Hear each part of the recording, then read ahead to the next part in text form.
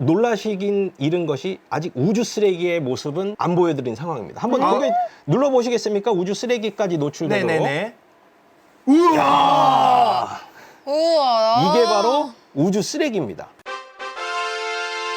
인사할 시간도 많습니다. 여러분의 시간을 낭비해드릴 느리지만 쿨한 과학. 랩미트입니다. 반갑습니다, 교수님들. 반갑습니다, 교수님들.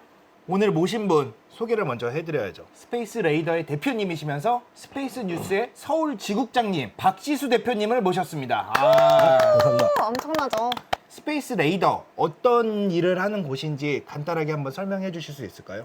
예, 일단 뭐 우리나라의 제가 알기로는 최초이고 유일한 우주 정책 그리고 우주 동향에 관련된 정보를 제공하는 어떤 전문 스타트업, 뭐 싱크탱크다 이렇게 뭐 볼 수 있겠습니다. 우주 개발 동향과 차세대 발사체 이렇게 이제 제목을 제가 정해봤는데요. 네. 그 우주 개발 동향이라고 하면 뭐 어떤 건지 뭐 일단 그 의미 자체는 아실 겁니다. 그런데 시기상으로 지금 우리가 우주 개발에 대한 동향을 알아야 될 필요가 있는 상황이다라고 저는 얘기를 합니다. 그 이유가 뭐냐면 우리들 다들 아시죠? 지금 우주 개발이 전 세계적으로 굉장히 많이 진행되고 있다는 것. 그쵸. 단순히 뭐 미국이나 중국 같은 우주 선진국 말고도 뭐 전 세계에서 다들 뛰어들고 있거든요. 네. 심지어 뭐 아프리카에서도 지금 우주 개발을 굉장히 열심히 하고 있습니다. 네.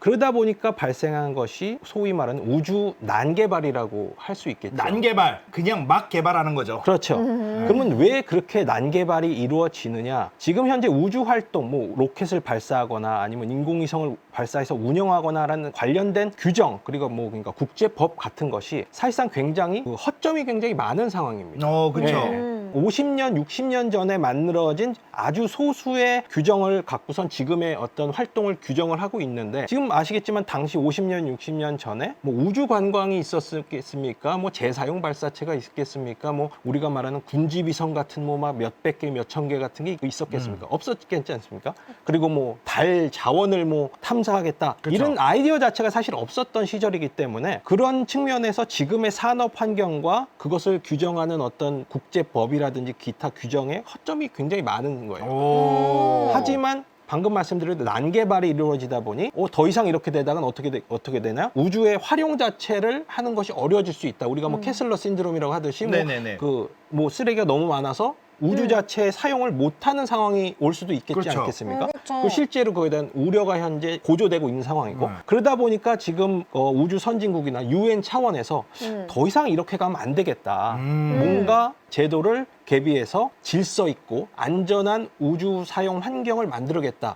이런 움직임이 있고 그것이 지금 현재 2023년 그리고 2024년 정도에 굉장히 많은 일들이 벌어질 걸로 지금 예상이 되고 있습니다. 저 중요한 질문을 주셨거든요. 지금 국제 규약을 제정한다고 해도 강제성이 있느냐라고 질문을 주셨어요. 국제법이 되면 강제 규정은 생기죠. 왜냐하면 그것은 뭐 지금 있는 것처럼 뭐 달 조약이라든지 뭐 외기권 조약해서 몇 개의 소수의 국제법이 강제성을 지닌 것이 있습니다. 근데 네. 제가 말하고자 하는 포인트는 그것들이 워낙 옛날에 만들어졌기 때문에 그것이 커버하지 못하는 정말 많은 활동들이 진행되고 있고 맞아요. 그래서 그것에 대한 새로운 제도 그리고 그것에 대한 뭐 새로운 표준 이런 것이 만들어지는 과정인데 네. 어떤 표준이라는 것이 생겼을 때 네. 그 표준에 포함되는 것을 제품이나 서비스를 만들 경우에는 그 울타리 안에서 들어갈 수 있겠죠. 그렇죠. 네, 그렇죠. 하지만 그 표준을 만족시키지 못한 경우는 어떻게 될까요? 떨어져 나가겠군요. 시장에서 퇴출된 상황이죠. 2023년, 2024년 정도에 굉장히 빠르게 그 틀이 만들어질 것이다. 그렇기 때문에 이것은 어떤 우리나라처럼 우주 개발에 적극적으로 임하는 나라일수록 특히 이 동향에 대한 파악은 굉장히 중요하다. 왜냐? 그것이 새로운 울타리를 만들고 그 울타리에 들어가느냐 못 들어가냐 자체가 국가 경쟁력도 그렇고 산업 경쟁력 차원에서도 굉장한 차이를 앞으로 만들 거라는 것이 그 포인트인 거죠. 일단 질문부터 하나 좀 드리면서 시작을 해보겠습니다. 현재 우주 개발을 한 문장으로 표현하면 어떻게 표현할 수 있을까요? 난개발. 난개발, 케이아스. 케이아스. 예, 뭐 난개발, 뭐 동일합니다. 저는 무질서한 서부개척 시대다. 그러면 생각해보면 서부개척 시대 물론 우리가 살진 않았지만 당시에 어땠죠? 일단 총이랑 카우보이 모자밖에 생각이 안 나고. 그렇죠. 머신으로 힘이 지배하던 시대죠. 그렇죠. 그리고 먼저 가서 꽂으면 내 땅. 내 거. 땅 따먹기. 예. 어. 그런 거죠. 사실상 지금 현재 우주 개발을 조금 뭐 과장해서 설명하자면 사실상 이러한 상황이라고 아마 볼 수가 있겠습니다. 대표적인 아마 이 어떤 서부 개척 시대 무질서라고 우와. 하면 뭐 이게 뭔진 다 아시겠죠? 우주 쓰레기인가요? 쓰레기 설마 그렇죠. 아니- 우주 쓰레기가 대표적인 그 우주 난개발의 잔유물이다. 이렇게 이제 우리가 생각을 할 수 있겠는데요. 방금 보여드렸던 것은 지구 전체를 보여줬던 것이고, 이거 이제 우리 한반도 위의 것을 이렇게 촬영한 건데요. 이게 이제 레오랩이라는 회사가 있습니다. 이런 지구 주변의 물체를 모니터링해서 이렇게 시각화하는 서비스를 해주는 회사가 있는데, 이게 한반도고 이것을 캡처한 시간이 얼마 며칠 되지 않습니다. 6월 18일 오전 10시 38분에 찍은 겁니다. 아, 그런데도 이 한반도와 그 근해, 일본, 그다음에 그 근처에 있는 태평양까지 떠다니는 저 지금 붉은색 점이 붉은색 점이 우주 쓰레기고요. 우주 쓰레기군요. 예, 되게 진짜로. 많죠. 그 다음에 저기 초록색은 인공위성이고, 노란색 점은 우리가 이제 로켓에서 인공위성 발사하면 로켓 상단은 이렇게 우주에 아, 그렇죠. 떠다니잖아요. 계속 떠다니죠. 그게 노란색입니다. 그러니까 아. 그거는 지구 궤도로 재진입해서 아마 가까운 시일 내에 타버리겠지만, 아까 보여드린 핑크빛 점, 이거는 우주 쓰레기. 아마 이번 걸 보시면 훨씬 그보다 크다는 것을. 오, 이게 아까 그걸 우와! 예, 이거는 초록색이죠. 초록색이 아까 제가 인공위성이라고 말씀을 드렸죠. 인공위성 자체도 네. 지금 이렇게 많은 거예요? 인공위성이 이렇게 많은 겁니다. 그리고 여기 보면 스타링크가 종종 이렇게 지나가는 것도 보입니다. 와, 예. 지금이잖아요. 그렇죠. 사실상 이게 거의 실시간으로 지금 나오고 있는 상황이고, 근데 여기 보시면 놀라시긴 이른 것이 아직 우주 쓰레기의 모습은 안 보여드린 상황입니다. 한번 아. 거기 눌러보시겠습니까? 우주 쓰레기까지 노출되도록. 네네네. 이야, 우와. 이게 바로 우주 쓰레기입니다. 우와, 우와, 이게 이거는- 지금 크기가 얼마나 것까지. 지금 거의 뭐 우리가 추적 가능하다고 하는 크기는 10cm 이상, 그러니까 센티미터로 하면 미터 이하까지는 가능한데, 네. 어쨌든 여기 나온 것은 추적 가능한 것들만이고, 그 외 추적이 어려운 더 작은 센티미터 단위 것은 더 있다라는 의미겠죠. 근데 저거는 안 부딪히나요, 서로? 부딪히죠. 그럼 부딪혀서 부딪히면 더 또- 깨지죠. 이거 현재 존재하는 우와, 거죠, 지금. 그렇죠, 세상에. 그렇죠. 어떡하면 좋아, 이거? 엄청 쌓여죠. 이게 난개발이 아니고 뭐라고 할 수가 있겠습니까? 우와.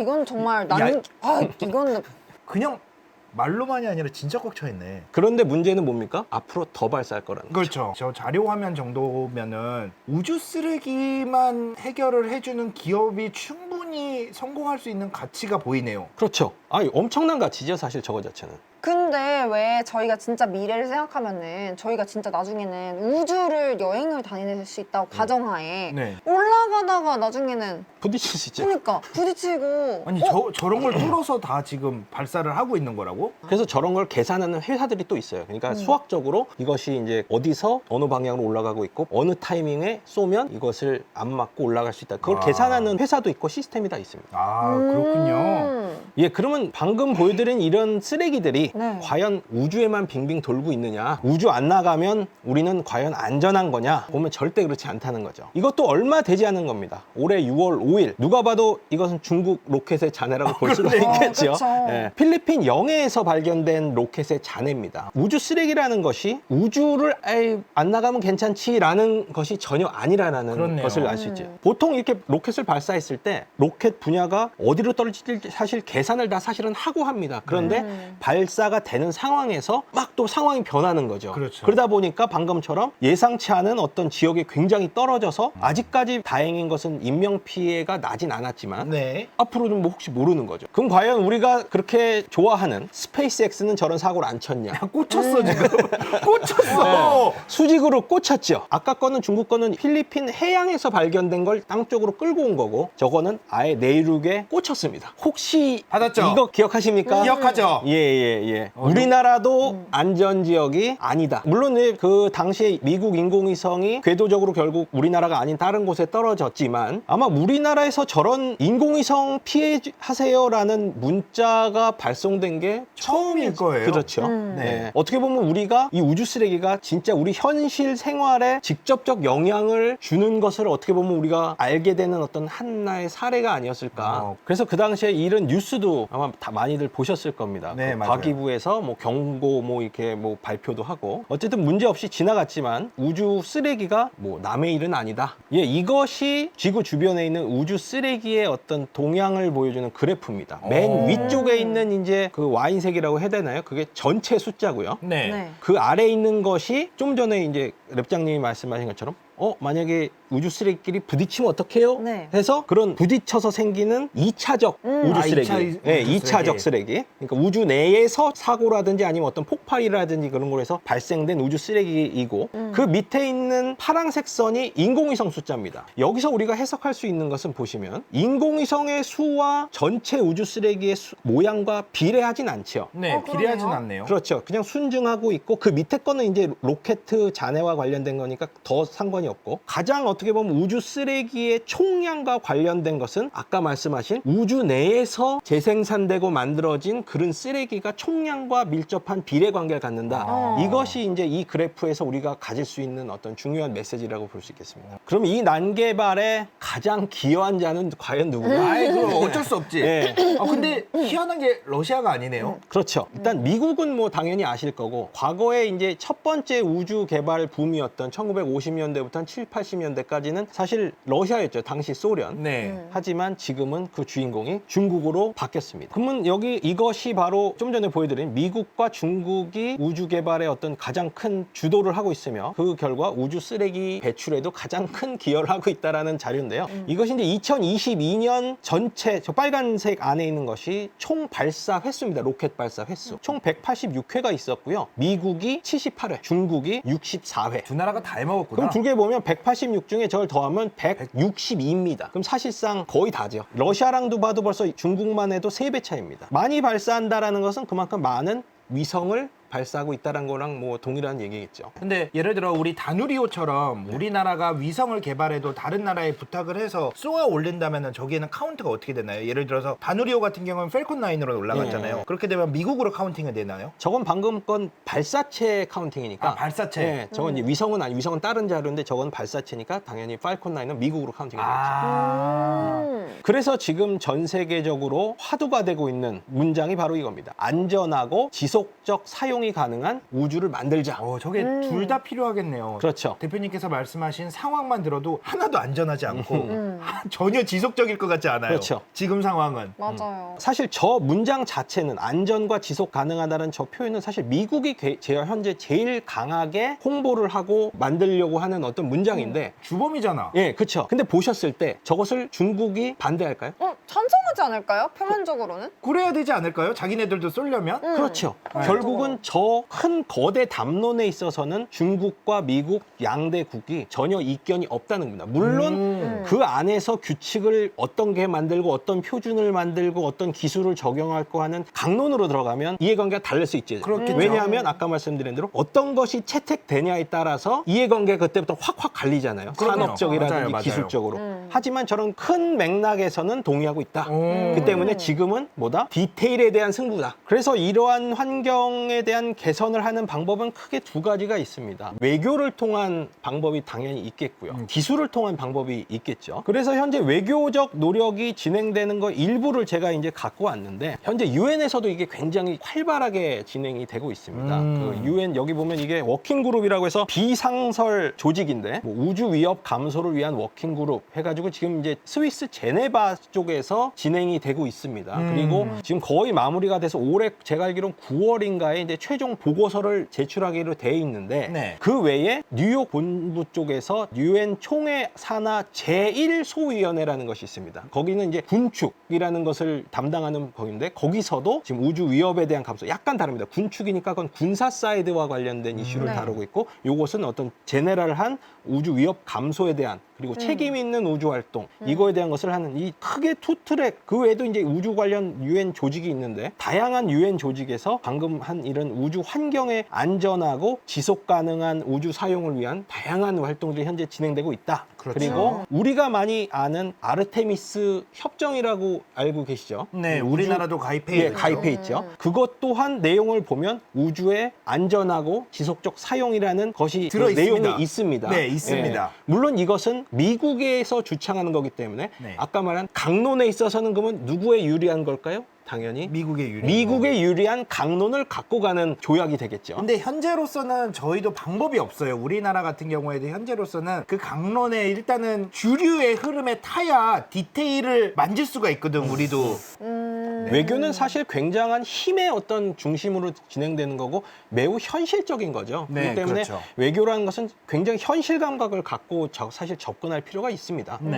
예. 그리고 여기 보면 우주 교통 관리에 대한 규칙 및 표준이 제정되고 있다고 했는데요. 뭐 우주 교통 관리라는 건 말 자체를 벌써 보면 무슨 뜻인지 알겠죠. 네. 혼잡한 교통, 그러니까 뭐 신호등도 지금 없고 뭐 아무것도 없는 상황이라는 거죠. 그럼 그것을 교통을 관리해야 되는데 그와 관련된 새로운 과거에 없었던 거니까 규칙, 뭐 표준 이런 것을 제정하려고 하는 게 있고 또 아까 이제 항성님께서 우주 쓰레기 그래프 말했을 때 저희가 확 올라가는 분야가 네. 뭐예요 했던 것이 바로 마지막에 여기 써 있는 파괴적 위성 요격 시험이라고 합니다. ASAT이라고 하는데요. 통상 이제 영어로는 네. 그 시험을 중단하자라는 캠페인이 있는데 여기서 하나 외교라는 것은 단어 하나하나를 우리가 계약서 볼 때도 그러지 않습니까? 단어 하나하나를 자세히 살펴봐야 되잖아요. 여기 봤을 때 하나의 어떤 맹점이 하나 있습니다. 뭐라고 보이세요? 전혀 맹점이 보이지 않아요. 제가 그래서 계약서를 잘 안 씁니다. 그래서 우리가 변호사를 고용하는 이유도 여기에 있죠. 저희 눈엔 안 보여요. 맞춰보시겠습니까 혹시? 교수님들도 한번 맞춰보세요. 같이 맞춰봐요. 저기 답이 나왔어요. 저는 답이 나왔어. 뭐죠? 시험. 시험. 아, 시험. 그 말은 뭐냐? 요격하는 것을 시험을 하지 말라는 거지. 요격을 실제 하려면 할 수 있다라는 거예요. 그 말은 뭘까요? 이미 능력을 보유한 나라는 내가 하겠다라는 겁니다. 하지만 오, 능력이 뭐야. 없으면 하지 말라. 실험을 해야 되잖아요. 네. 쏴봐야 맞는지 안 맞는지를 알 수 있잖아요. 와, 그럼 결과적으로 우리만 하겠다네? 결과적으로 그 능력을 가진 나라만 거기서 선을 딱 입구 컷 치는 거죠. 와. 와. 야, 천재인데? 이래서 계약서 같은 거 잘 써야 돼. 잘 써야 돼, 진짜. 아, 나 이거 디테일 놓치는데. 핵이랑 똑같습니다. 아. NPT 같은 것처럼 먼저 가진 자들은 우리가 누리고 나머지는 하면 제재하고 진짜. 그것이 어떻게 보면 냉정한 외교 사회의 현실인 거죠. 근데 그 우리나라가 여기에 작년에 사인을 가입을 했어요? 했습니다. 다행이라고 해야 되나요? 아니, 그 말인즉슨 우리나라는 테스트를 못 한다는 거잖아. 근데 우리는 이건 안- 아직까지 우리는 안 그 바꿨어요? 강제성은 있는 게 아니고 자발적인 건데 인공위성 요격 시험 자체는 사실은 그 방어적 성격이 굉장히 강하죠. 국가 안보적 상향. 자국의 어떤 정보를 빼려고 하는 타국의 위성이 있을 때 그걸 결국 요격하려는 것이 결국 이 기능의 어떤 핵심 그 기능인데 다행인 것은 아직까지 어떤 A라는 나라가 다른 나라 위성을 요격한 사례는 없습니다. 다 자기 나라 위성을 폭파시키는 형태로 이제 훈련을 했던 거죠. 근데 그 기술을 가지고 있으면 언제든 마음 먹으면은 할 수가 있는 거죠. 다른 나라 거를 할 수가 있는 거잖아. 그렇죠. 나는 갖고 있어라는 게 메시지가 되는 거죠. 그러니까 까불지 마라. 너네 자꾸 우리 스파이 하는 것 같으면 아예 위성 폭파해 버리겠다. 그렇죠. 이런 협박이군요. 예. 그래서 아까 제가 말씀드린 급격하게 자라나는 저 지점들, 파란색 화살표로 표시되어 있는 저 지점, 저게 바로 요격 실험이 이루어졌던 시점입니다. 그렇기 때문에 이 우주 쓰레기 이슈에 있어서 위성 요격 미사일 실험이 정말 중요한 화두인 거죠. 아까 한 그 위성 요격 실험, 그러니까 그게 강제성은 아까 말씀드렸지만 없습니다. 네. 이것은 그 자발적으로 동참을 요구하는 어떤 그런 형태인데요. 첫 시작은 미국에 했습니다.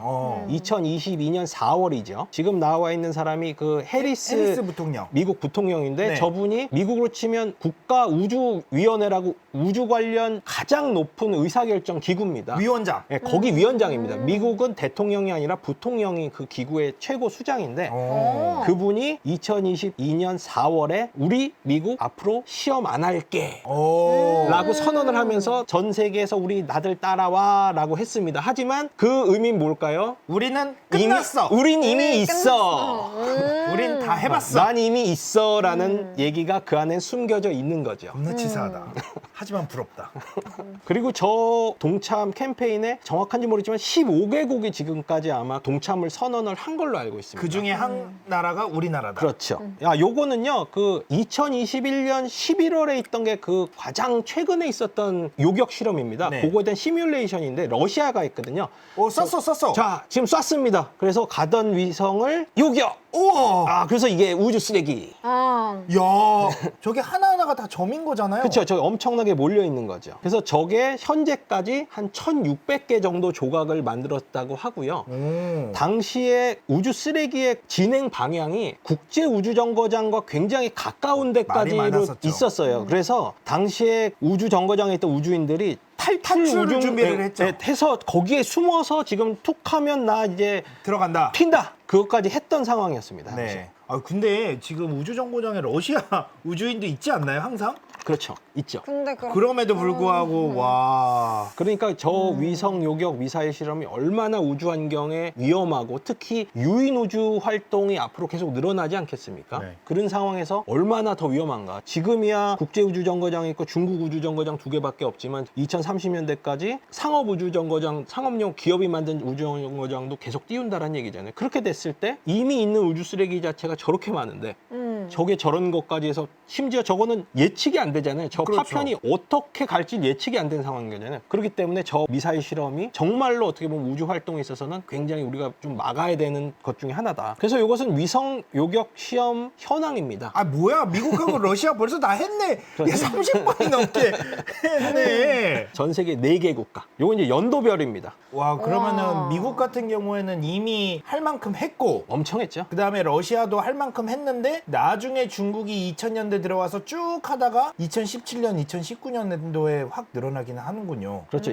중국이 굉장히 최근 들어서 이 능력을 보유하려고 노력을 많이 한 흔적이 보이죠. 네. 생각보다 되게 일찍부터 했네요. 요격 시험을. 아무래도 저때 냉전이니까 와 59년이면은 뉴시퍼트 그 유리 가가린이 올라가기도 전인데 그러니까 저거 보면은 미국은 똥줄이 탔던 거야. 57년도에 스푸트니크 올라가고 그쵸. 그거 없애려고 59년도부터 저걸 쏘기 시작한 거죠. 그래서 외교적인 주요 현재 우주 환경과 관련된 과제는 이거 다음과 같습니다. 이제 난개발을 어떻게 관리할 것이냐, 우주 쓰레기 그것을 위해서 우주 교통 관리라는 것을 잘 해야겠는데 그럼 그것을 어떤 규칙에 따라서 어떤 뭐 기술적인 것에 따라서 도입해서 할 것이냐, 그다음에 요격 미사일, 그다음에 시작할 때 말씀드렸던 우주 자원이 이제 앞으로 활용이 된다는데 그거에 대한 규칙이 없는 것, 그럼 이걸 어떻게 할 것이냐, 그다음에 최악의 상황 우주 내에서 진짜 한판 붙으면 야 이거 어떻게 할 거냐. 땅 위에서 싸우기도 네. 바빠 죽겠는데 우주까지 가서 그렇죠. 싸운다. 근데 분명히 고려를 해야 될 점은 있습니다. 이미 미국 우주군 쪽에서 나오는 메시지는 다음 전쟁은 분명히 우주 내 충돌이 분명히 포함될 것이다라는 메시지가 정말 반복적으로 나오고 있거든요. 미국은 우주군을 가지고 있습니다.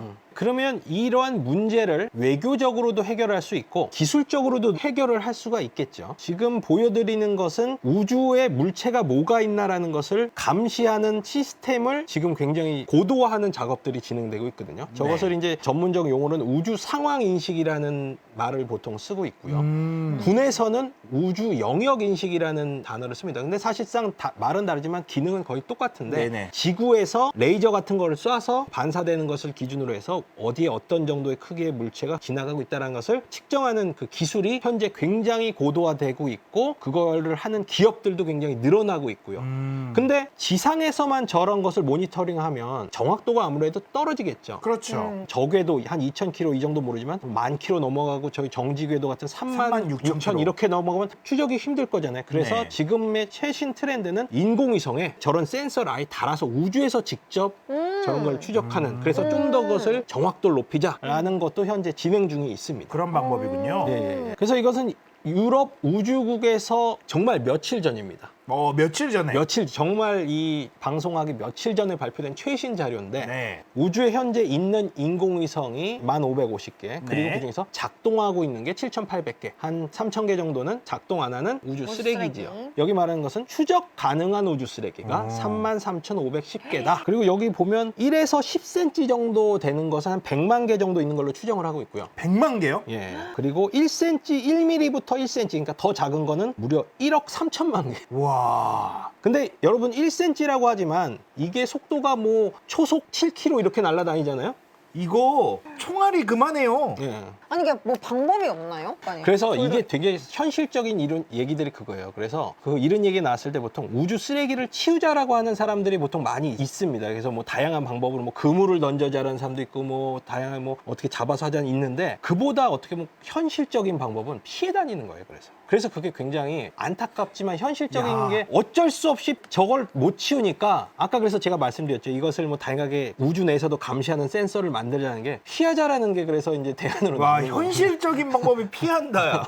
예, 이거는 미국의 우주감시 네트워크라는 것의 어떤 감시 네트워크망인데요. 네. 아까 말씀드린 우주 물체를 감시하는 네트워크를 전 세계에서 가장 크게 운영하고 있는 나라가 미국입니다. 아무래도 네. 그러겠죠. 그런데 요것이 이제 그런 레이더, 지상 기반 레이더들이 설치가 다양한 곳에 되어 있고 색깔로 칠해진 것이 저 지역 정도는 우리가 감시를 현재 하고 있다라는 지역입니다. 우리나라는 빠져있네요. 빠져 있죠. 네. 그리고 굉장히 빈틈이 많이 보이죠. 네. 네. 그 말은 아직까지 제대로 감시를 하지 못하고 있다는 것이 증명이 되는 거죠. 아, 저렇게 감시를 하지 못하고 있는데 피해 다닐 수가 있나요? 그러니까 저런 것을 더 앞으로 키우고 그래서 미국의 정책은 나 혼자 하니까 못하겠다는 거죠. 왜냐하면 돈 너무 많이 들고 영토 자체가 제한이 있잖아요. 그래서 지금 미국은 어떤 방식으로 가고 있냐? 동맹국들과 협력을 해서 콜라보레이션 그리고 저것이 국가뿐만 아니라 기업들도 아까 말씀드렸죠. 이거 하는 기업들이 굉장히 많다고. 네. 그래서 기업들과도 콜라보레이션 그 대신에 데이터를 효과적으로 하기 위해서는 어떻게 했습니까? 데이터 표준화가 돼야겠죠. 여기서 아까 말한 기술적 통합을 또 지금 미국이 시작하려고 하고 있는 겁니다. 지들이 똥 싸놓고 같이 치우자고 지금. 그렇죠. 그 말인 것 같아요, 진짜로. 그러니까 자기네가 판을 깔고 아까 말씀드린 기업이라는 것이 끼어든다는 것은 이것을 산업화하겠다라는 거죠. 네. 그래서 이게 보면 여기 첫 번째 보시면 민간 데이터를 이용하겠다라는 얘기들이 나오고 있고요. 네. 그리고 상업용 위성을 어떻게 이용해서 해보겠다라는 얘기 나오고 일본 그리고 우리나라랑도 그리고 필리핀 이런 나라들과도 지금 아까 지도에서 항성님이 말씀하셨지만 우리나라 비어 있었죠. 네. 그럼 미국은 빈틈을 계속 채우고 싶어 하겠죠. 그러다 보니까 일본, 한국, 필리핀, 아시아 지역에서는 다양하게 협력을 해서 이쪽으로 우리가 같이 일을 해보자. 하자라는 얘기가 나오고 있는 네. 거죠. 그래서 우리나라도 공군과 항우연, 천문연이 이런 것을 하고 있다고 합니다. 결국은 통합해야 좋은 자료를 할 수 있으니까 2026년까지 통합하겠다라는 발표가 이제 최근에 있었죠. 우주 쓰레기를 그래서 이제 직접 적극적으로 우주 쓰레기를 치우는 방식으로 우주 쓰레기를 해결하겠다라는 얘기도 이제 지금 많이 나오고 있죠. 이것이 이제 클리어 스페이스라는 스위스 회사입니다. 거기서 우리가 이렇게 하겠다라는 것을 보여주는 영상인데요. 오. 이건 이제 로봇 팔이 있어요, 앞에. 우주 쓰레기 치우는 거다. 그쵸? 우와! 저걸 저렇게 오. 손으로 잡아서 인형 뽑기? 맞네. 인형 뽑기네. 그래서 이제 지구 대기권으로 같이 동반 추락해서 산화하겠다. 오. 그런데 생각해 보시면 제가 아까 말씀드렸잖아요. 저런 형태로 몇 개를 주워서 태울 수 있을까요? 그러니까요. 네. 저렇게 해서 1억 개를 언제 그 쏘다가 1억 개가 아마 더 쓰레기가 나올 겁니다. 그래서 저런 것 자체는 물론 그 의미는 있지만 실질적인 어떤 이 문제를 해결하는 것은 한계가 있을 수밖에 없다. 네. 예, 그건 뭐 자명한 어떤 사실일 거고요. 그러다 보니까 이제는 위성을 그러면 많이 쏴서 그러면 결국 이렇게 된 거 아니냐. 네. 한 번 그렇죠. 쏘아서 그러면 한 번 예를 들어서 수명이 3년이다 하면 그 10년 늘으면 3분의 1 줄는 거 아니겠습니까? 오. 그래서 오래 쓰자. 그러면 결국 인공위성이 폐물이 되는 것은 연료가 떨어지는 거가 문제니까 네. 주유소 차려주면 되지 않나요? 연료를 채우자. 예. 좀 나쁘지 않아요. 그래서 이게 연료통이 가서 위성 고객 위성에 도킹해서 연료 충전. 우와. 잡았어. 예. 그래서 이제 연료를 주입하는 거죠. 그래서 저것도 미국의 오빗팹이라는 회사인데요. 이쪽 분야로 굉장히 선두적으로 치고 나가고 있는 회사입니다. 이건 이제 3D 프린터인데요. 이건 네. 뭐냐면 그러면 결국 위성을 발사하고 그럼 적게 발사해도 어쨌든 발사를 하는 것이고 주유를 해준다 하더라도 결국 그건 언젠가는 끝나는 거니까 한 번 쐈을 때 위성을 아예 우주에서 만들어버리자. 로켓이 사용할 필요가 없이.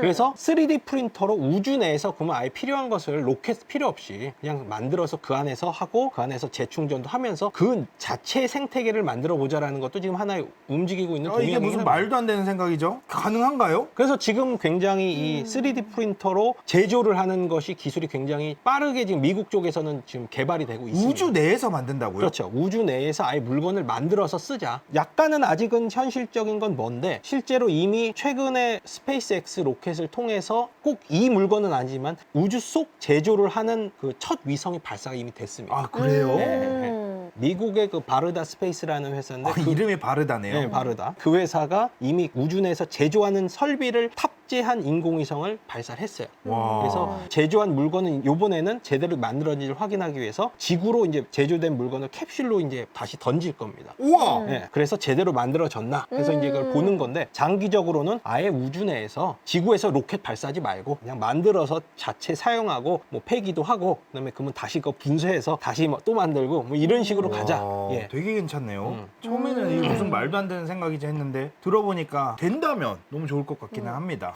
그런데 세상은 참 모순 덩어리죠. 이렇게까지 상황이 이러면 합리적인 사고라고 한다면 그럼 이제 좀 덜 쏘자. 아까 말한 대로 뭐 휴식기를 갖자. 네. 그게 어떻게 보면 합리적인 생각일 수가 있겠는데 세상은 그렇지 않죠. 더 쏩니다. 그냥 끝까지 갑니다. 하고 싶은 게 많아요. 네. 자, 앞으로 발사될 뭐 지금도 이미 발사된 거가 일부 포함된 내용이지만 우주 선진국에서만 앞으로 6만 7천 개가 더 발사된다. 아까 10,000개라고 하지 않았어요? 아까 지금까지 발사된 내용이 아까지 1,550개라고 제가 아까 말씀드렸고 작동하는 게 7,800개라고 했는데 아니 여태까지 있는 게 10,000개인데 있는 거에 몇 배를 보내네요. 그러니까 그리고 와. 이거는 우주 선진국에서만 한정된 것이고 우리나라도 쏠려 하고 전 세계에서 다 쏘려고 하고 있죠 현재. 세상에. 그럼 과연 우리나라는 가만히 있느냐? 아니죠. 우리나라도 쏩니다. 무조건 우리나라도 지금은 다 달리는 시즌입니다. 왜냐? 아직은 아무것도 규칙이 없기 때문에. 빨리 달려. 네, 그래서 전세적인 난개발은 어쩔 수 없는 트렌드인데 여기 지금 한 130개라고 나와 있는데 이거가 이제 최근에 발표된 4차 우주개발 어떤 기본 계획에 나와 있는 숫자고요. 제가 이제 알기로는 우리나라가 준비하고 있는 위성도 저거보다 훨씬 사실 많습니다. 네. 공개되지 않은 내용 포함하면 훨씬 많은 위성을 우리나라도 쏘고 있다. 그럼 여기서 질문이 나옵니다. 왜 그러면 더 쏘냐? 이렇게 문제가 있음에도 계속 쏘려고 하느냐라는 거죠. 이 위성이 계속 지나가면 다음 위성이 거기를 커버하고 그 다음 위성이 커버하고 이런 식이 되면은 많으면 좋으니까. 결국은 다다익선이기 때문이다. 방금 항성님께서 네네네. 말씀하신 그러니까요. 것처럼. 예. 그러니까 인공위성이라는 것을 어떻게 생각하면 되냐면 뭐 사람 머릿수라고 생각하면 됩니다. 예. 사람 머릿수가 많으면 무슨 일을 하더라도 더 할 수 있고 그렇죠. 어떤 힘을 들일 일도 더 할 수 있고 지구 관측 위성이라고 한다면 더 많은 위성을 띄워놓으면 더 실시간으로 더 자세하게 관찰을 할 수가 있겠죠. 통신 위성이라고 한다면 더 많은 위성을 띄워놓으면 더욱 더 빠른 통신을 끊김없이 할 수가 있겠죠. 그리고 군사적인 사용으로도 봤을 때도 군사야말로 진짜 뭐 머릿수 많으면 끝나는 거 아니겠습니까? 네. 그렇기 때문에 경제적으로 보나 산업적으로도 보나 군사적으로 보나 우주에 있는 위성은 많으면 사실 좋긴 좋은 거다. 그리고 그것을 아직 규율하는 규칙이 없기 때문에 없을 지금은 없을 때 쏘자. 그리고 그러다 보니까 더 많이 쏘려면 로켓이 어떻게 돼야겠습니까? 더 많이 실어 올려보내야겠죠. 그렇죠. 크고 강하고 싸야 될 거 아니겠습니까? 네. 싸야지 위성도 많이 보낼 수 있으니까. 그래서 발사체의 최근 큰 트렌드는 크고 강하고 경제적인 발사를 할 수 있는 발사체를 개발하는 방향으로 추세가 넘어가고 있는 거예요. 그렇군요. 그래서 여태까지는 정책과 우주 쓰레기의 현황과 우리의 상황 그리고 앞으로의 시세 전망이 어떻게 변해가는지에 대해서 말씀을 해주셨고 드디어 발사체에 대한 이야기를 한번 해주실 것 같습니다. 여기까지가 1부고요. 네. 바로 2부 시작해 보도록 하겠습니다. 인사할 시간도 많습니다. 여러분의 시간을 낭비해드릴 느리지만 쿨한 과학. 랩미팅이었습니다. 감사합니다, 교수님들. 감사합니다. 감사합니다.